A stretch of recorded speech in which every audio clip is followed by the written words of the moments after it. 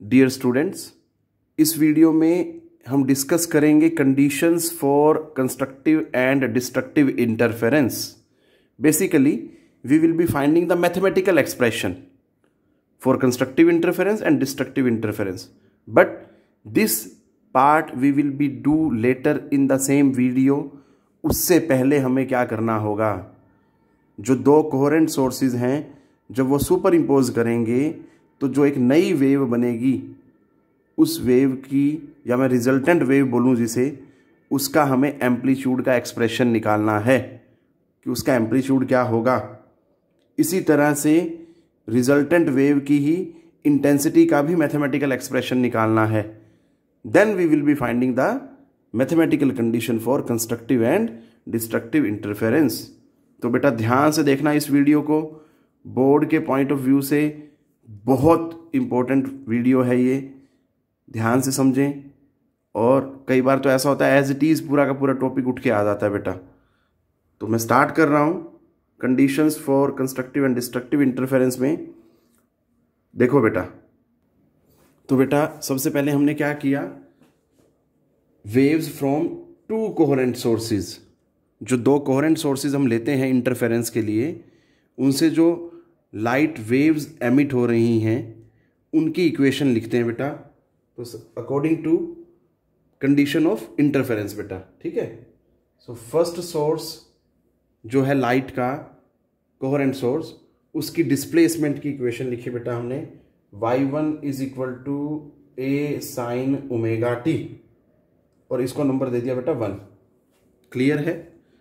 अब सेकंड जो coherent source था उसकी डिस्प्लेसमेंट की जो इक्वेशन लिखी, that is b sign omega t plus 5, number 2.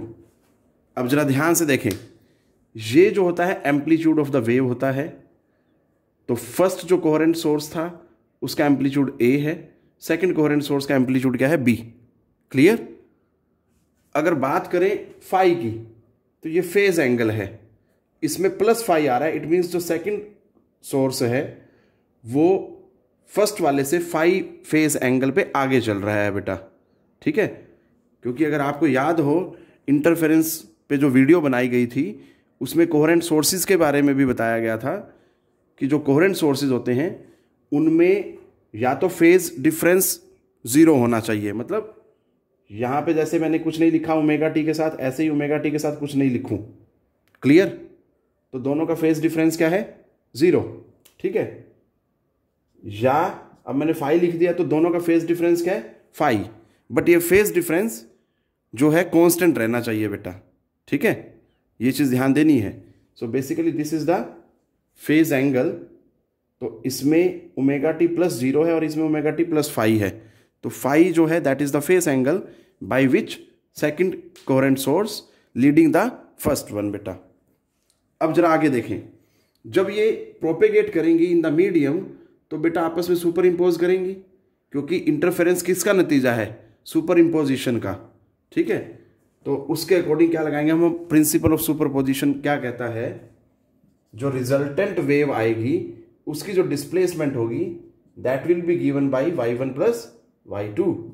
अगर मैं वैल्यूज डालूं इनकी, 1 और 2 को यूज करूं यहां पे, तो a sine omega t plus b sign omega t plus 5, ये आ गया जी.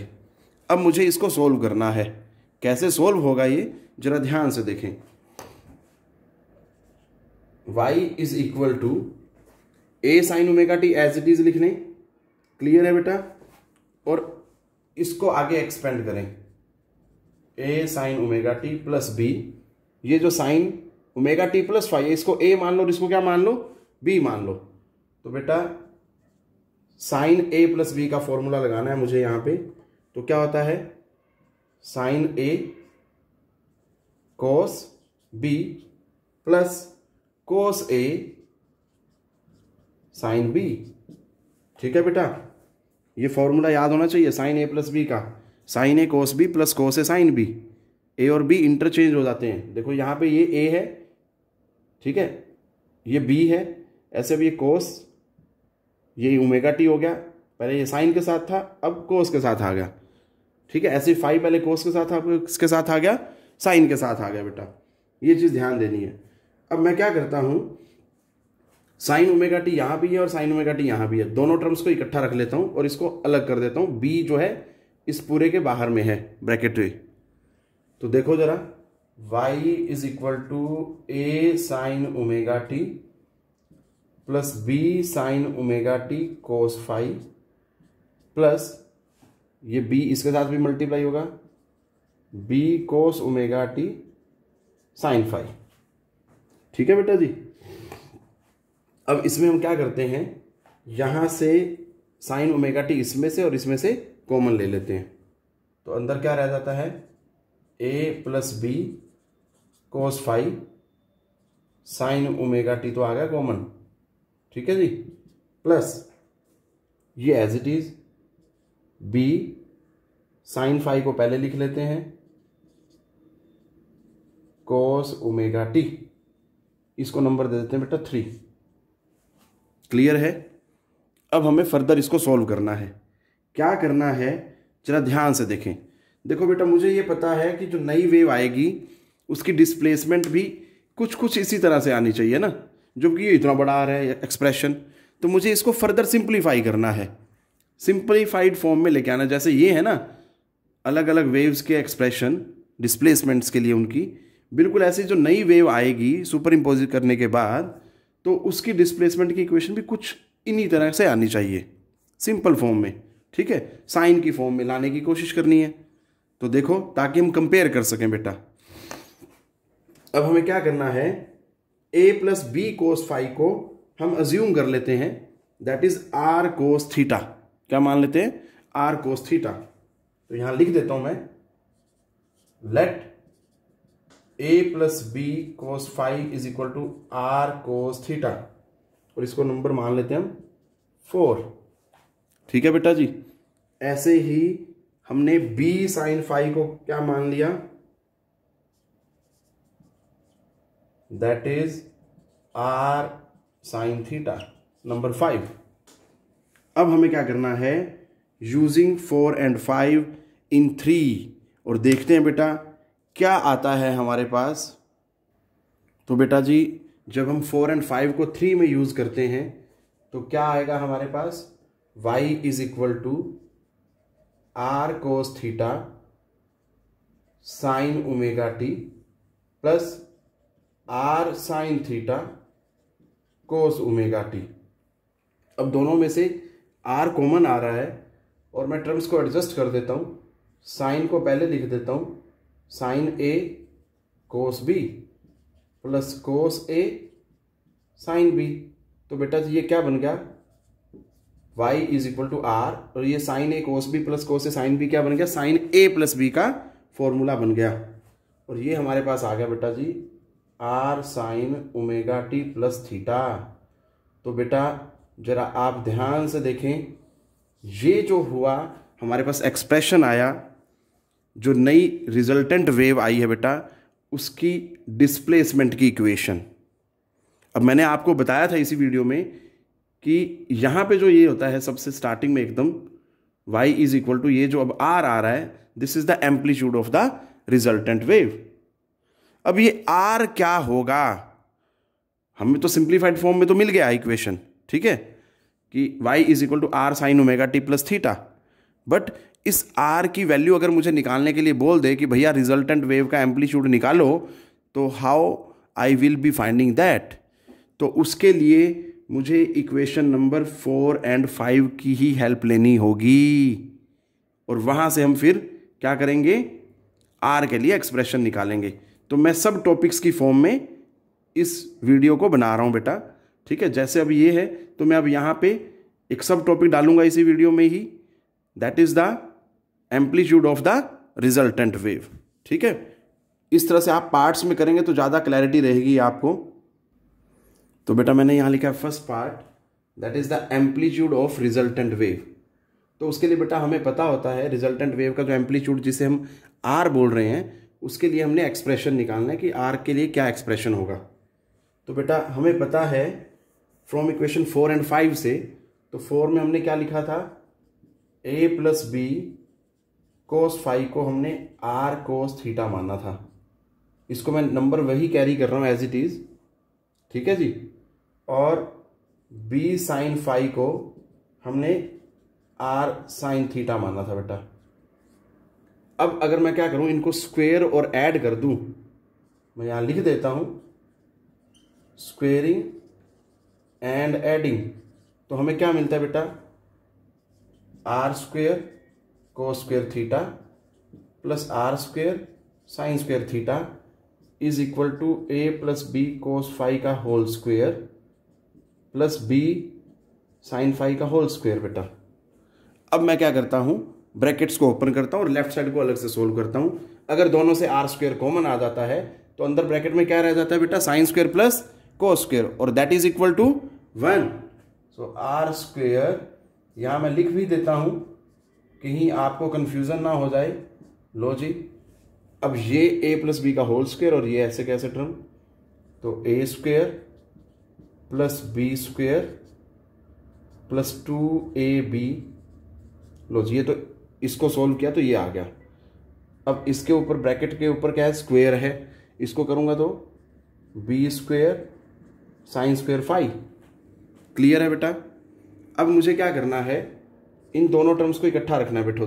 देखो जरा, इसमें बी स्क्वेयर यहां भी है यहां भी है, बी स्क्वेयर कॉमन आ जाएगा, अंदर ब्रैकेट में क्या रह जाएगा फिर दोबारा sine square phi plus cos square phi.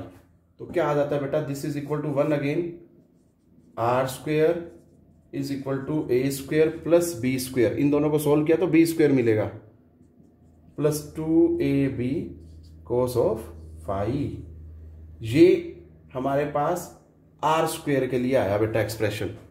आप इस तरह से भी याद रख सकते हैं, और अगर आप आर ही निकालना चाहते हैं तो बेटा स्क्वेयर को हटाने के लिए दोनों तरफ क्या करेंगे, स्क्वेयर रूट करेंगे, और the expression for the amplitude of the resultant wave जो है that comes out to be this.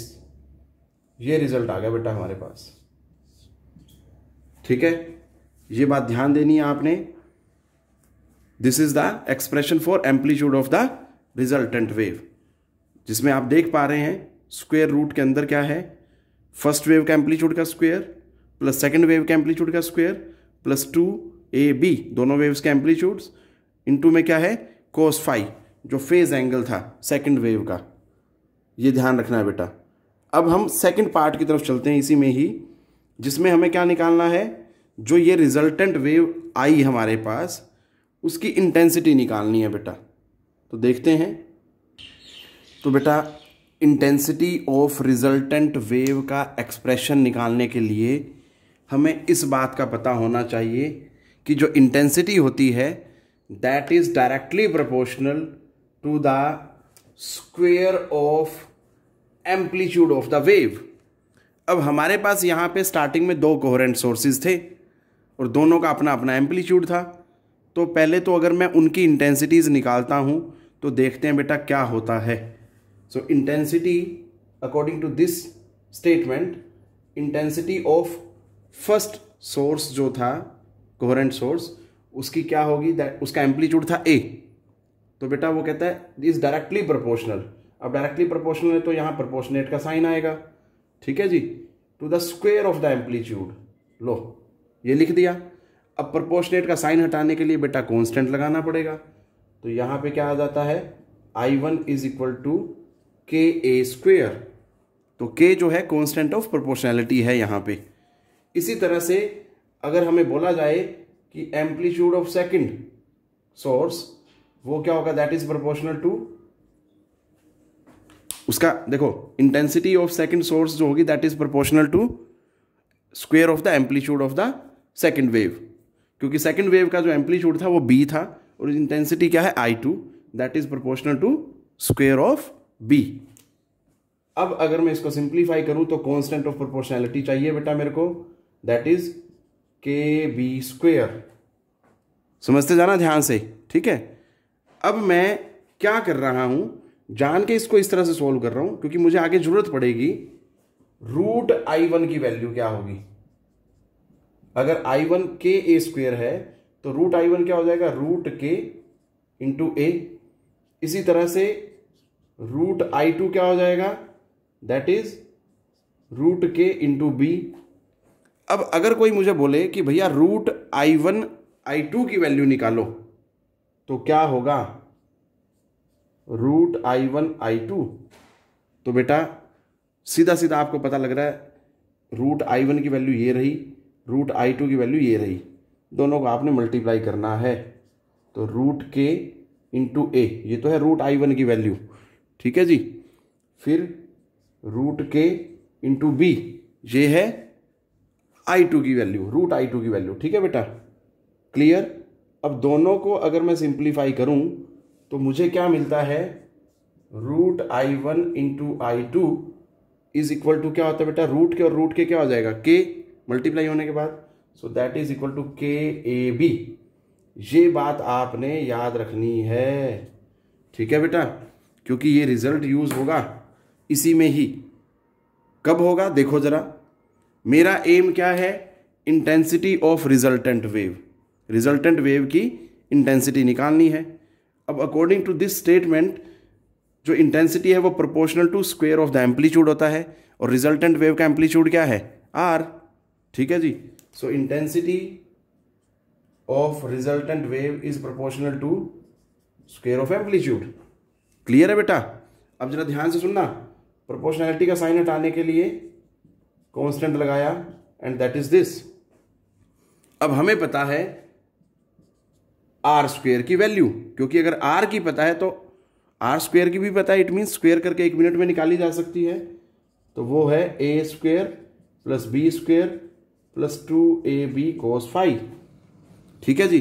अब मैं इस K को अंदर मल्टीप्लाई कर देता हूं, और क्या आता है देखो जरा, IR is equal to KA square plus KB square plus 2ABK cos phi, ठीक है जी। अब जरा ध्यान दें, देखो KA स्क्वायर की जगह क्या आ जाएगा? I1, KB स्क्वायर की जगह क्या आ जाएगा? I2, clear. और ABK ये रहा, और ये इसकी वैल्यू क्या है? रूट I1 I2, बस। तो ये क्या हो जाएगा बेटा जी? Intensity of the resultant wave क्या आती है? That comes out to be intensity of first wave plus intensity of second wave plus 2 root I1 I2 cos of phi. ये हमारे पास रिजल्ट आया बेटा, ठीक है जी। This is the final result for the intensity of the resultant wave.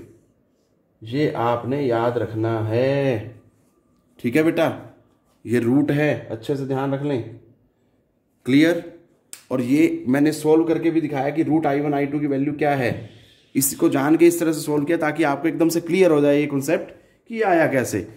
Generally जो है most of the students are unable to recall और कनेक्ट कि ये टर्म कहाँ से आ गई भाई, तो उसके लिए मैंने ये आपको सोल्व करके बताया है, ठीक है जी बेटा। अब जो हम आगे पढ़ने वाले हैं that is conditions for constructive interference. अब जरा ध्यान से सुनना, मैंने आपको इंटरफेरेंस ऑफ लाइट वाली वीडियो में बताया था कि 2 तरह का इंटरफेरेंस होता है, कंस्ट्रक्टिव एंड डिस्ट्रक्टिव, ठीक है बेटा। कंस्ट्रक्टिव में जो इंटेंसिटी है वो सेम रहती है, अब रहती तो डिस्ट्रक्टिव में भी है, बट डिस्ट्रक्टिव में इंटेंसिटी 0 हो जाती है और कंस्ट्रक्टिव में इंटेंसिटी मैक्सिमम रहती है, और सभी में सेम रहती है बेटा, ठीक है। तो वो यही चीज़ कहना चाहता है, बट इसका मैथमेटिकल एक्सप्रेशन निकालने के लिए मुझे इस बात का पता होना चाहिए कि जो रिजल्टेंट वेव आई उसकी इंटेंसिटी जो है वो मैक्सिमम होनी चाहिए। मतलब for constructive interference IR should be maximum, ठीक है जी। अब IR क्या है? Intensity of resultant wave. ये क्या आ रही थी बेटा? That is I1 plus I2 plus 2 root I1 I2 into cos of phi. अब बेटा जरा सोचो, ये मैक्सिमम चाहिए, मतलब ये सारा मैक्सिमम चाहिए। अब ये मैक्सिमम में क्या चीज़ है? फर्स्ट सोर्स की इंटेंसिटी फिक्स है, मेरे हाथ में नहीं है, हम चेंज नहीं कर सकते। ऐसे सेकंड की ये भी चेंज नहीं कर सकते, ये भी कांस्टेंट। इट मीन्स सिर्फ और सिर्फ जो आई आर की मैक्सिमम वैल्यू है वो इस पे डिपेंडेंट है। और ये मैक्सिमम कब होगी? जब ये मैक्सिमम होगा बेटा, क्योंकि ये ऐड हो रहा है प्लस। क्लियर? और कोस फाई की मैक्सिमम वैल्यू क्या होती है? Cos phi is equal to maximum होना चाहिए, और कोस फाई की मैक्सिमम वैल्यू होती है 1। अब बेटा 1 जो है, अब इसके कोरस्पॉन्डिंग एंगल तो होंगे ना हमारे पास, कि कितने कितने एंगल पे हमें कोस की वैल्यू 1 मिलती है। तो दैट इज बेटा, अगर मैं उसको जनरलाइज्ड करके लिखूं, सीधा सीधा सारे एंगल लिख रहा हूं पहले मैं, फाई क्या होगा? 0 पे मुझे 1 मिलेगी वैल्यू, कोस फाई मतलब कोस 0 पे 1 होती है, फिर 2 पाई पे, फिर 4 पाई पे। इस तरह से हम चलते चलेंगे इन टर्म्स ऑफ एंगल की अगर बात करें तो। ठीक है बेटा? अब इसी को मैं जनरलाइज्ड फॉर्म में अगर लिखूं, देखो 0 के बाद 2 पाई आ रहा है, फिर 4 पाई आ रहा है, ठीक है, फिर 6 पाई आएगा। तो इसको अगर हम जनरलाइज्ड करें तो क्या बोल सकते हैं हम? Phi is equal to 2n pi. Clear? यहां पे बताना पड़ेगा बेटा, वेयर n की वैल्यू कहां से शुरू हो रही है? 0 से। क्योंकि अगर मैं 0 डालूंगा तो देखो 0 इंटू पाई 0, तो ये 0 आ रहा है। ऐसे फिर 1 डालूंगा तो 2 इंटू 1 इंटू पाई 2 पाई, ये रहा। 2 पाई पे भी मैक्सिमम वैल्यू है कोस की। ऐसे फिर 2 रखूंगा n की जगह पे, तो 2 इंटू 2 4 पाई, तो 4 पाई भी आ रहा है। तो मतलब ये जो डिफरेंट एंगल्स आ रहे थे हमारे पास, जिन पे कोस फाई की वैल्यू 1 आ रही है, तो उन सभी को जनरलाइज करके मैंने एक जनरल रिलेशन निकाल दिया कि भैया अगर in terms of phase angle constructive interference की कंडीशन पूछी जाए तो फाई जो है that must be equal to 2n pi. Clear है? इसको मैं थ्योरेटिकली भी बोल सकता हूं कि जो फेज डिफरेंस है, ठीक है जी, बिटवीन द टू वेव्स जो एक पॉइंट पे रीच कर रही हैं, वो क्या होना चाहिए? या तो 0 होना चाहिए, या तो क्या होना चाहिए? 0, या इंटीग्रल मल्टीपल ऑफ 2 पाई होना चाहिए। क्योंकि अगर मैं इसको ऐसे लिखूं 2 पाई इंटू n, तो यहां पे n जो है इंटीग्रल नंबर है 1 2 3, तो या तो 0 हो फाई, या सीधा सीधा जो फाई है इंटीग्रल मल्टीपल होना चाहिए 2 पाई का, बस। तो ये कंस्ट्रक्टिव इंटरफेरेंस की कंडीशन आई, फर्स्ट कंडीशन। ठीक है, in terms of phase angle बेटा। अब हम सेकंड कंडीशन के लिए देखते हैं क्या होता है। तो बेटा सेकंड कंडीशन जो है कंस्ट्रक्टिव इंटरफेरेंस की, वो इन टर्म्स ऑफ पाथ डिफरेंस निकाल रहे हैं हम। फर्स्ट जो कंडीशन थी कंस्ट्रक्टिव इंटरफेरेंस की, वो हमने फेज डिफरेंस की फॉर्म में निकाली और वो 2n पाई आ रहा था। ठीक है जी। अब सेकंड कंडीशन जो हमने निकालनी है in terms of path difference, तो वो कहता है कि मान लीजिए x जो है that is the path difference of the two waves which are reaching at a point on the screen. ठीक है बेटा, corresponding to phase difference phi, मतलब जब दोनों वेव्स के बीच में जो सुपर इम्पोज कर रही हैं उनके बीच में अगर फेज डिफरेंस फाई हो और पाथ डिफरेंस x हो, तो क्या रिलेशन होता है? जो पाथ डिफरेंस होता है बेटा जी, that is equal to lambda upon 2 pi into phase. ठीक है बेटा, ये चीज ध्यान देनी है, फेज डिफरेंस फाई, ये फॉर्मूला है, path difference is equal to lambda upon 2 pi into phase difference. अब आपने अभी अभी कंडीशन पढ़ी है in terms of phase angle constructive interference के लिए, तो x की वैल्यू क्या आ जाएगी बेटा? अगर मैं यहां वैल्यू डालूं, so x is equal to lambda upon 2 pi 2n pi, ये वैल्यू रख दी मैंने, 2 पाई से 2 पाई कैंसिल हो गया, so x is equal to n lambda. ठीक है जी, तो ये सेकंड कंडीशन आई कंस्ट्रक्टिव इंटरफेरेंस की, और ये किसकी टर्म में आई है? In terms of path difference, मतलब x की टर्म्स में आई है। ठीक है, तो इसको थ्योरेटिकली अगर बोला जाए तो क्या कहता है कि जो पाथ डिफरेंस है कंस्ट्रक्टिव इंटरफेरेंस के लिए between the two waves reaching eight any point on the screen should be either 0, या तो 0 होना चाहिए, या क्या होना चाहिए? Integral multiple of full wavelength, क्योंकि यहां n है ना बेटा। क्लियर है? तो n इंटीग्रल मल्टीपल है 1 2 3 4 इस तरह से of full wavelength lambda. Clear? तो ये चीज ध्यान देनी है। सो ये हमने दो कंडीशंस पढ़ी बेटा कंस्ट्रक्टिव इंटरफेरेंस की, पहली condition in terms of phase angle, second condition in terms of path difference. तो अब हम बात करेंगे बेटा कंडीशंस फॉर डिस्ट्रक्टिव इंटरफेरेंस के लिए बेटा। तो डिस्ट्रक्टिव इंटरफेरेंस में भी दो दो कंडीशंस हैं।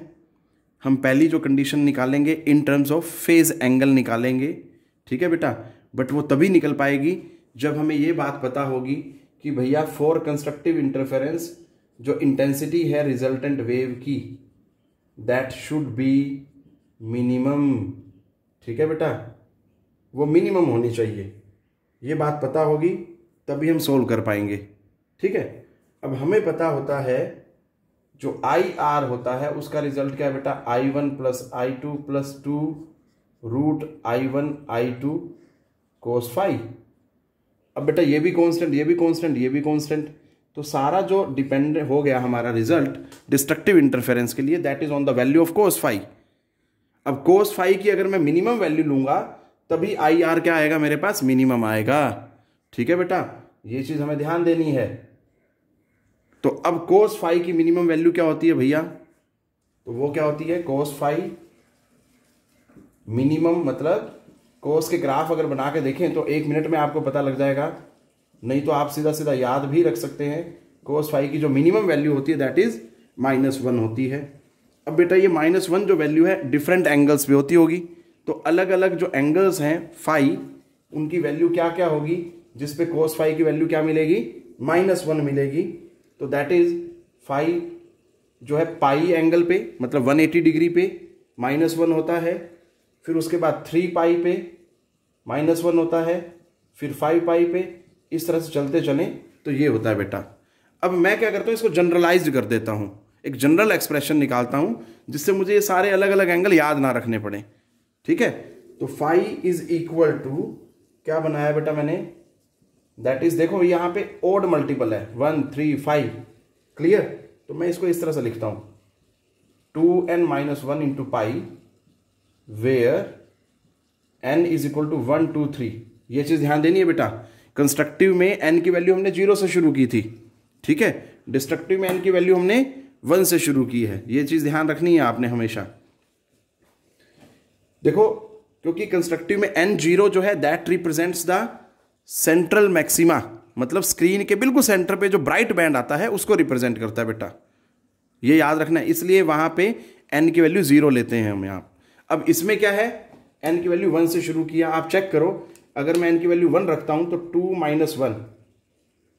1 इंटू पाई, फिर यहां पे अगर मैं 2 रखता हूं 2 इंटू 2 4 -1 3 इंटू पाई 3 पाई। तो इस तरह से सारे एंगल जो हैं कवर हो जाएंगे बाय दिस रिलेशन। इसको अगर थ्योरेटिकली बोला जाए तो फेज डिफरेंस की टर्म में तो क्या होना चाहिए बेटा, phase difference between the two waves that should be an odd integral multiple of pi, क्योंकि ये हमेशा क्या देगा आपको, ओड नंबर देगा। इसमें जैसे जैसे आप एन की वैल्यू डालेंगे you will always be getting an odd number, ठीक है बेटा। तो odd integral multiple of pi. अब हम चलते हैं second condition of destructive interference पे, जो हम निकालेंगे in terms of path difference बेटा। तो बेटा वो कहता है कि अगर मान लीजिए x is the path difference between the two waves reaching at point P या at any point on the screen, तो बेटा तब क्या होगा कंडीशन फॉर डिस्ट्रक्टिव इंटरफेरेंस, ये फॉर्मूला होता है path difference is equal to λ/2 pi into phase angle, ठीक है, या फेज डिफरेंस बोल लें। तो x is equal to λ/2 pi, यहां फाई की वैल्यू रखी, बट डिस्ट्रक्टिव इंटरफेरेंस वाली फाई की वैल्यू लिखनी है यहां, ठीक है। सो 2n-1 इंटू पाई, पाई से पाई कैंसिल हो गया बेटा, तो ये जो आया हमारे पास result x is equal to 2n-1 λ/2, ठीक है जी। आप चाहो तो इसको फर्दर सॉल्व कर सकते हो, इसके नीचे अलग इसके नीचे अलग, but that will not be of any usage बेटा, ठीक है। तो आप इस तरह से भी याद रख सकते हैं। अब देखो कैसे याद करना है, ये हमेशा आपको ओड नंबर देगा हमेशा, जैसे 1 3 5 और ये उसके नीचे 2 आ रहा है, इसको आप थोड़ा सा अगर मॉडिफाई भी करना चाहें ना, आप इस तरह से लिख सकते हैं λ/2, तो ये odd multiple of half of the wavelength, इस तरह से हो जाएगा, ठीक है बेटा। इस तरह से आप याद रख सकते हैं कि डिस्ट्रक्टिव इंटरफेरेंस के लिए बेटा क्या होगा, पाथ डिफरेंस हमेशा odd integral multiple of half of the wavelength, इस तरह से याद रख सकते हैं। So this is all about which I wanted to discuss in this video बेटा। मैं अभी क्या कर रहा हूं, जितने भी रिजल्ट्स पढ़े हमने मैं सभी समअप कर रहा हूं यहाँ पे, देखें जरा ध्यान से ताकि आपको याद रह जाए। और बेटा मैं ऑलरेडी बता चुका हूँ स्टार्टिंग में ही कि ये बहुत इंपॉर्टेंट टॉपिक है, पेपर में एज इट इज़ पूछ लिया जाता है या किसी ना किसी पार्ट पे न्यूमेरिकल आ जाता है बेटा। तो बेटा अगर हम रिजल्ट्स फ्रॉम टॉपिक की बात करें तो सबसे पहला जो रिजल्ट आया हमारे पास दैट इज आर, ठीक है बेटा, रिजल्टेंट वेव का एम्पलीट्यूड, तो that is a square plus B square plus 2ab cos phi. अब यहीं से आप आर मिनिमम और आर मैक्सिमम निकाल सकते हैं। अगर आर मिनिमम चाहिए तो कोस फाई मिनिमम होगा और आर अगर मैक्सिमम चाहिए तो कोस फाई मैक्सिमम होगा। तो मैं यहाँ रिजल्ट लिख देता हूँ, R minimum is equal to a minus b आएगा और R maximum is equal to A plus b आएगा बेटा। चलते हम सेकंड रिजल्ट पे, इंटेंसिटी ऑफ रिजल्टेंट वेव, वो आया था हमारे पास फर्स्ट सोर्स की इंटेंसिटी प्लस सेकंड सोर्स की intensity plus 2√I1 I2 cos of phi. अब यहां पे भी इसी तरह से ही है, अगर आपको मैक्सिमम इंटेंसिटी चाहिए तो बेटा वो क्या होगी, इसी में ही मैं समअप कर रहा हूं, आई मैक्सिमम, क्योंकि इंटेंसिटी जो होती है that is proportional to square of the amplitude बेटा। तो मैक्सिमम इंटेंसिटी जो आती है that is K into A plus B whole square, और मिनिमम जो इंटेंसिटी होती है that is K into A minus B whole square. Clear है। अब कई बार आई मिनिमम आई मैक्सिमम का रेशियो भी पूछ लेता है एग्जाम में न्यूमेरिकल की फॉर्म में, तो जब आपको ये वैल्यूज पता है then you can easily find out, ठीक है बेटा। और थर्ड जो रिजल्ट पढ़ा हमने कंस्ट्रक्टिव इंटरफेरेंस के लिए, मैं यहां लिख देता हूं, कंस्ट्रक्टिव इंटरफेरेंस में फर्स्ट जो हमने रिजल्ट पढ़ा था बेटा वो क्या था, in terms of phase angle या phase difference that is 2n pi, और सेकंड जो रिजल्ट पढ़ा था in terms of path difference और वो था n लैम्डा। क्लियर। अब बात करते हैं डिस्ट्रक्टिव इंटरफेरेंस की। डिस्ट्रक्टिव इंटरफेरेंस में क्या था, दो रिजल्ट वहां भी पढ़े थे। पहला जो रिजल्ट था in terms of phase angle या फेज डिफरेंस वो था that is 2n - 1 into pi,